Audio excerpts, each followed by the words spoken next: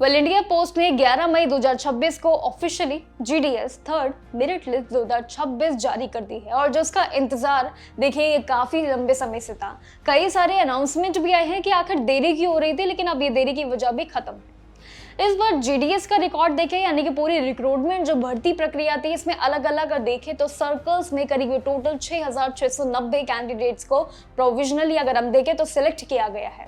अगर आपने भी इस पूरी रिक्रूटमेंट के जरिए अप्लाई किया था तो आप इंडिया पोस्ट की अभी ऑफिशियल वेबसाइट पर जाकर स्टेट की पीडीएफ मेरिट लिस्ट चेक कर सकते हैं, जो कि ऑफिशियली अनाउंसमेंट हो गई है और साथ ही पोस्ट हो गई है। लेकिन इंडिया पोस्ट ने ये देश भर में सबसे बड़ा आंकड़ा यानी कि करीब 28,740 भर्ती निकाली थी, और जिसमें से ये थर्ड मेरिट लिस्ट में महाराष्ट्र में सबसे ज्यादा जो कि 1075 और उत्तर प्रदेश में करीब 809, बिहार में 761 और मध्य प्रदेश में करीब 543 उम्मीदवारों के सिलेक्शन की सबसे बड़ी अनाउंसमेंट है। इसके अलावा नॉर्थ ईस्ट की बात करूं तो यहाँ पर 534 है, गुजरात में 459 है, छत्तीसगढ़ में 419 है। लेकिन यही इसी के साथ ही आंध्र प्रदेश में पीछे नहीं है, 454 है, और इसी के साथ ही अच्छी संख्या में सिलेक्शन सभी उम्मीदवारों के सामने आए हैं। लेकिन एक खास बात एक जरूर है इस पूरी भर्ती प्रक्रिया में, इस बार कट ऑफ मार्क्स में पिछले लिस्ट के मुकाबले थोड़ी कम यानी कि गिरावट देखने को मिली है।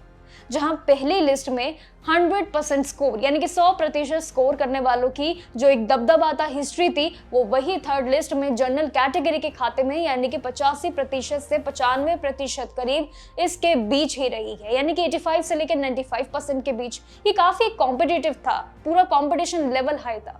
और साथ ही इस लिस्ट में चेक अगर आप करना चाहते हैं डिटेल्स तो बस कुछ नहीं, आपको बस indiapost.gov.in की या / आप इसकी दूसरी वेबसाइट को भी एक्सप्लोर कर सकते हैं। इसी के साथ ही जब आप वेबसाइट पर जाएंगे, होम पेज पर जाइएगा, शॉर्टलिस्टेड कैंडिडेट शेड्यूल 1 जनवरी 2026 लिंक पे चले जाइएगा। आपका स्टेट या पोस्टल सर्कल जो होगा सिलेक्ट करके बस पीडीएफ डाउनलोड कर लेना।